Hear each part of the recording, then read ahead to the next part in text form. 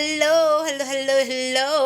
Nandito tayo ngayon sa farm kasi manguha kami og mga botong kay mainit ang panahon ug naay naghaling din ha.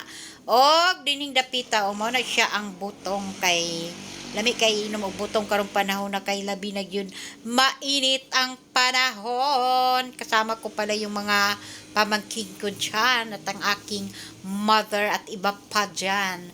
So, dinita magbuak ta og kuan botong kay lami na kay inom kay unsa ba.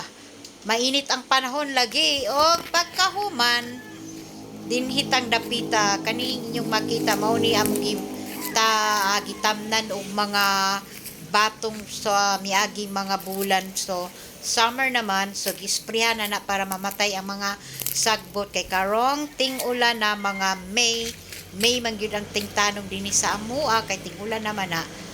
So ayha pa na siya tamnan og balik ug kay adto ta sa unahan kay akong tan-awon ang gitrabaho nga gikoral diri kay para na kuralo na nato ang sakto kay para dili ta masudlan sa mga hayop kay para tong mga tanom dili pangkanon sa mga hayop o mao na ni siya mao na ang iyang pagkatrabaho ang ako lang gyapon gipatrabaho diri ay ang kaning kapuyo sa amo ang farm. So nice kayo nga pagka Kano sa gitabsan papa? coral ba Sing. limpyo kay siya o muna sa itsada nga coral kay dili makalusot ang mga manok or unsa pa ba kadya mga ero ba diha di makalusot kay tsada na siya pagka-coral. At yun lang. Thank you so much for watching and follow for more.